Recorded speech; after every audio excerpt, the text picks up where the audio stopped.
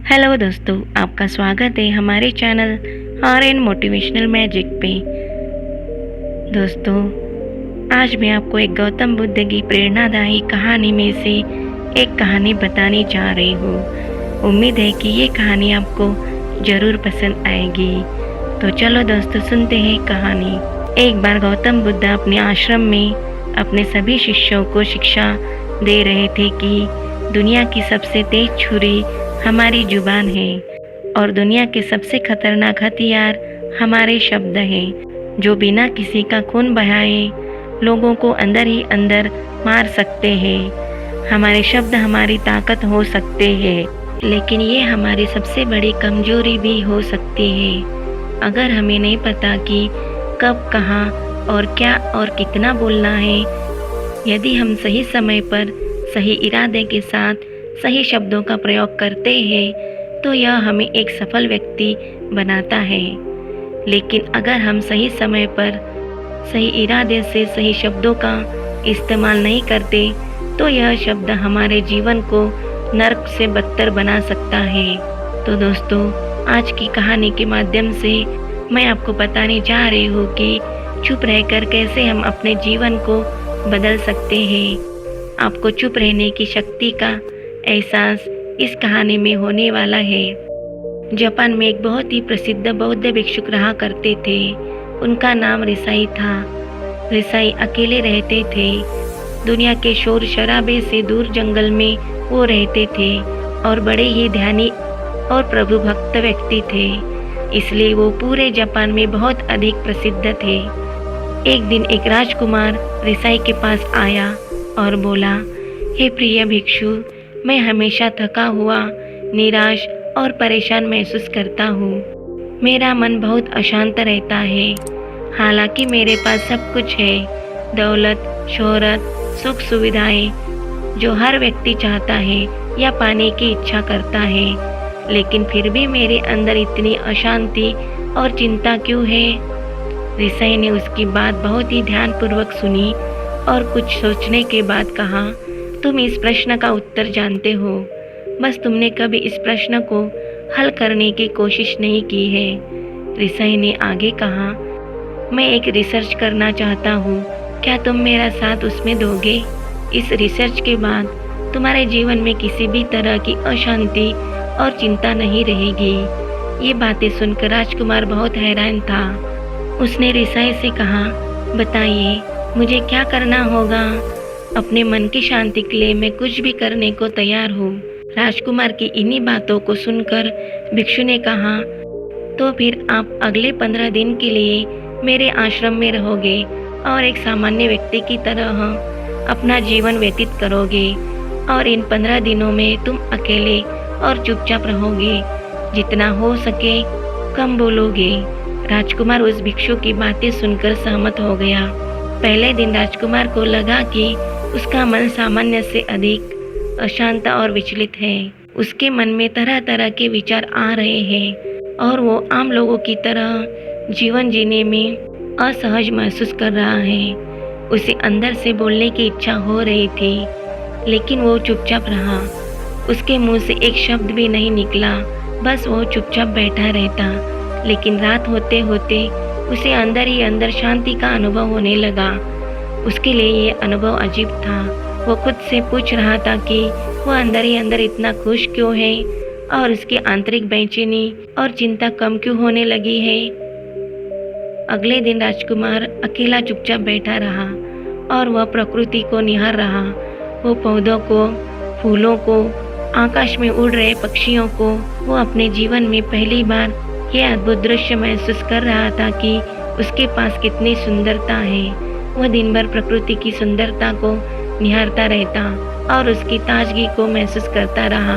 इसी तरह से 10 दिन बीत गए और उसके मन की सारी बेचैनी, सारी हलचल, सारी उथल पुथल और सारा तनाव गायब हो गया।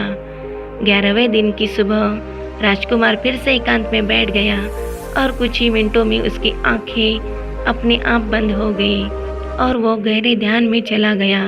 वो पूरे दिन वहीं पर आंखें बंद करके बैठा रहा और गहरे ध्यान में डूबा रहा। ना कोई शब्द, ना कोई चिंता। राजकुमार भीतर से असीम शांति और आनंद से भर गया। राजकुमार अपने बाकी के 4 दिन इसी तरह गहरे ध्यान में व्यतीत करने के बाद 15 दिन बाद ऋषि के सामने प्रस्तुत हुआ और ऋषि को प्रणाम करते हुए बोला, प्रिय भिक्षु, मुझे उत्तर मिल गया कि मेरे मन में इतनी उथल पुथल और चिंता क्यों थी। मैं जान गया कि मेरा मन इतना अशांत और विचलित क्यों था। ऋषि ने मुस्कुराते हुए पूछा, बताओ क्या उत्तर मिला तुम्हें? राजकुमार ने कहा, मैं आवश्यकता से अधिक बातें करता था। मैं किसी पर भी अपने शब्द और ऊर्जा व्यर्थ करता था। मैं दिन भर अपने लोगों से फालतू की बातें करता रहता और फिर उन्हीं के बारे में अकेले में सोचता रहता और ज़्यादातर समय नकारात्मक ही सोचता रहता। इसी तरह मैं अपना समय बर्बाद कर रहा था।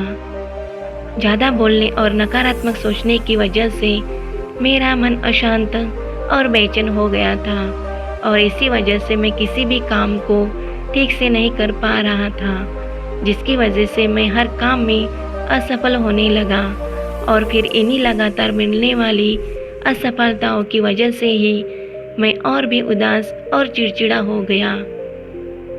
इन्हीं सभी चीज़ों की वजह से मेरा जीवन नष्ट हो रहा था।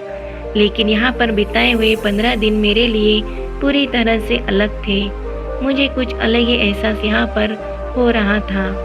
अब मुझे ऐसा लग रहा है कि मैं अपना जीवन पूरी तरह से जी रहा हूँ, लेकिन इससे पहले मैं अपना जीवन गलत तरीके से जी रहा था और मैंने यह भी सीखा कि मैंने ध्यान करने की ज़रूरत नहीं है। ध्यान अपने आप होता है जब हम शांत और मौन होते हैं। ध्यान के पिछले कुछ दिनों के दौरान मैंने जो पहली चीज़ सीखी वह यह है कि मनुष्य के जीवन में सबसे महत्वपूर्ण घटना स्वयं को जानना है। ये सुनकर ऋषि ने कहा, सिर्फ तुम ही नहीं, दुनिया में ज़्यादातर लोग ज़रूरत से ज़्यादा बोलते हैं। आज भी लोग ज़्यादातर समय केवल एक दूसरे को नीचा दिखाने के लिए ही बोलते हैं। कुछ लोग ना चाहते हुए भी बातें करते हैं और अपना जीवन बर्बाद कर लेते हैं। ऋषि ने राजकुमार को चुप रहने का महत्व समझाते हुए कहा, एक बार गौतम बुद्ध से उनके शिष्यों ने पूछा, प्रिय बुद्ध, आप ज़्यादातर समय चुप क्यों रहते हैं? बुद्ध ने कहा, क्योंकि चुप रहने से व्यक्ति अंदर से अनंत शांति की गहराई में होता है। मौन अपने भीतर उतरने की पहली सीढ़ी है। मौन के बिना स्वयं को जानना असंभव है। स्वयं को जानने और समझने का पहला नियम है कि मौन हो जाओ, उतना ही बोलो जितना अत्यंत आवश्यक हो। बेवजह की बातें करना छोड़ दो।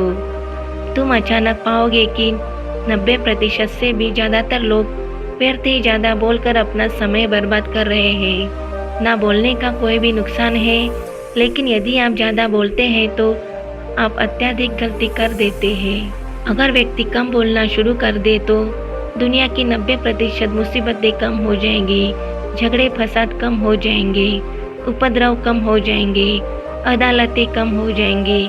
अगर लोग थोड़ा चुप रहना सीख लिए, संसार की बहुत सारी समस्याएं हैं, बहुत सारा उपद्रव है, सिर्फ बोलने से पैदा होते हैं। सारी बात मौन सीखने की है। जब तुम नहीं बोलते तब तुम एकांत में अकेले हो गए, भरे बाजार में भीड़ में खड़े हो नहीं बोलते, हिमालय के शिखर में पहुंच गए जिसने मौन की कला जान ली, और वो भीड़ में भी अकेले होने की कला जान लेते हैं। वो अपने भीतर की डुबकी लगाने लगता है। एकांत में तो आदमी स्वर्ग में है। दूसरे की उपस्थिति ही बेचैनी पैदा करती है। पहले तुम्हें चुप रहने की शक्ति को धारण करना होगा। इससे तुम अधिकतर ऊर्जा को बचा लोगे और फिर इसी स्थिति में पहुंच जाओगे कि तुम कम बोलने लगोगे। अगर तुम किसी के यहाँ पर जा रहे हो और परेशान हो जाओ तो ऐसे में उचित है कि आंखें बंद कर लो और अपने में खो जाओ। वहाँ से आपको ताजगी महसूस होगी, क्योंकि तुम्हारे अंदर ही जीवन का वो स्रोत छिपा हुआ है जो किसी के दूसरे में नहीं। इसके बाद राजकुमार उस ऋषि से पूछते हैं, आखिर कौन हमें अपने अंदर तक लेकर जाएगा? ये बातें सुनकर ऋषि बुद्ध कहते हैं, तुम्हें स्वयं ही अपने अंदर तक उतरना होगा और वहीं से परम राज्य जीवन का आनंद ले पाओगे। आनंद का यही से जन्म हुआ है। यहीं से तुम मौत में डूब जाओगे। यही तुम्हारा सूरज उदय होगा और यहीं से अस्त होगा। इसी प्रकार तुम बार बार डुबकी लगाओ। जब भी तुम डुबकी लगाकर लौटोगे, वहाँ से तुम पाओगे फिर ताजगी भरी जीवन की नई संपदा मिलेगी। इस नई शक्ति से जन्म होने से तुम्हारी थकान गई, उदासी गई, चिंता गई। जैसे कोई स्नान करके लौटता है तो शरीर शीतल हो जाता है, शांत हो जाता है। ऐसे ही जब कोई भीतर से साफ होकर वापस आता है, मौन में स्नान करके लौटता है, तो समस्त अस्तित्व, समस्त व्यक्तित्व शांत और मौन हो जाता है, आनंदित हो जाता है। जब तुम आंतरिक मौन की उस पराकाष्ठा पर पहुंच जाओगे, तब तुम पाओगे कि बोलने से भी तुम्हारा मौन खंडित नहीं होता, वो बना ही रहता है। उसकी एक अंतर्धारा लगातार तुम्हारे भीतर बहती रहती है। तुम बोलते हो तो तुम शब्द का उपयोग भी करते हो, लेकिन वो तुम्हारे मौन को खंडित नहीं कर पाती। एक बार गहरे मौन में स्थिर हो जाओ, फिर तुम्हारी वाणी में भी मिठास आ जाएगी। तुम्हारा बोलना संगीतपूर्ण होगा, तुम्हारा बोलना सत्य होगा। तुम बोलोगे तो दूसरों पर भी शीतलता छा जाएगी। जैसे ही तुम अंदर से चुप होते हो, तुम इतने शक्तिशाली होने लगते हो कि समाज की निर्भरता तुम छोड़ने लगते हो और तुम्हारे जीवन में एक मस्ती आती है जो केवल दीवानों के जीवन में होती है। तुम्हारे चेहरे पर एक नई रौनक आ जाती है, तुम्हारी आंखें किसी अमृत के समान हो जाती है और तुम अनंत शांति के समुंदर में डूबने लगते हो। इतना कहकर भिक्षु ऋषि ने अपनी बात खत्म की और वो मौन में चले गए। राजकुमार उनका धन्यवाद करके अपने महल में चला गया। दोस्तों, आपने भी अनुभव किया होगा कि बहुत ज़्यादा बात करने से दिमाग अशांत हो जाता है, जिससे हम अपने दिमाग पर नियंत्रण खो देते हैं और साथ ही अपना ध्यान भी खो देते हैं। जो लोग बहुत ज़्यादा बोलते हैं, उनके पास किसी एक काम पर ध्यान केंद्रित करने की काबिलियत नहीं होती। वो अपने किसी भी लक्ष्य पर पूरी तरह से केंद्रित नहीं कर पाते। अगर हमारा दिमाग एक जगह केंद्रित नहीं है तो हम जीवन की सच्चाई नहीं समझ पाते और ना ही मनचाही सफलता कभी हासिल कर पाएंगे। इसके अलावा भी आपने देखा होगा कि जो लोग अधिक बोलते हैं, वो अक्सर लोगों के बीच हंसी का पात्र बन जाते हैं, और जो लोग कम बोलते हैं और अपनी बात पर कायम रहते हैं, उन्हें लोगों से सम्मान मिलता है। लोग उनकी बातों को सुनते हैं और उन पर भरोसा भी करते हैं। जो लोग ज़रूरत से अधिक बोलते हैं और अपने विचारों के बारे में पक्के नहीं होते, उनका दिमाग स्थिर और विचलित रहता है, शोर से भरा रहता है, और एक अशांत दिमाग वाला व्यक्ति जीवन में किसी भी चीज़ में सफल नहीं हो पाता, क्योंकि वो किसी भी काम को ध्यान से नहीं कर पाता। उसका उस काम पर लक्ष्य केंद्रित नहीं रहता। यदि किसी व्यक्ति को यह पता है कि उसे कब, कहाँ और क्या बोलना है, तो वो व्यक्ति सच में बहुत बुद्धिमान है, और ऐसा व्यक्ति जहाँ भी जाता है, उसका व्यक्तित्व आकर्षण का केंद्र बन जाता है, और वो जो कुछ भी करता है उसमें सफल अवश्य होता है। अगर हम किसी महान और सफल व्यक्ति के व्यक्तित्व को गहराई से देखें तो पाएंगे कि वो कम बोलते हैं और कम से कम शब्दों में अपनी बात खत्म करते हैं। वो बोलने से पहले वो चीज़ों को और जिसके बारे में उसे बोलना है, उनके बारे में गहराई से सोचते हैं। लेकिन जो लोग बहुत ज़्यादा बोलते हैं, बहुत बार वो झूठ भी बोलते हैं और अपनी बातों से दूसरों के मन और विचारों पर कचरा डालते रहते हैं। वो ज़्यादातर समय दूसरों की बुराई करते रहते हैं, इसीलिए उनके अपने भी उनसे नफरत करने लगते हैं और उनसे बचने की कोशिश करते रहते हैं। दोस्तों, कहा जाता है कि मौन से धैर्य आता है, धैर्य से ध्यान, और ध्यान से हम अपने जीवन के बारे में जागरूक हो जाते हैं। इसलिए अगर हम ज़्यादा बात करते हैं तो हम मौन को खो देते हैं, जो मन की शांति का पहला स्तंभ है। दोस्तों, आज से हम भी चुप रहने का अभ्यास अवश्य करेंगे।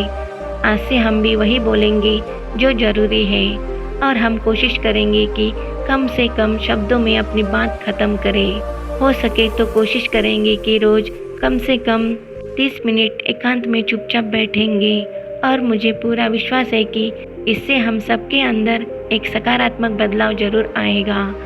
इसी के साथ इस कहानी को ख़त्म करते हैं। दोस्तों, मैं उम्मीद करती हूँ कि आपको इस कहानी से एक अच्छी सीख मिली होगी और साथ ही मैं ये उम्मीद करती हूँ कि आपको ये कहानी पसंद आई होगी।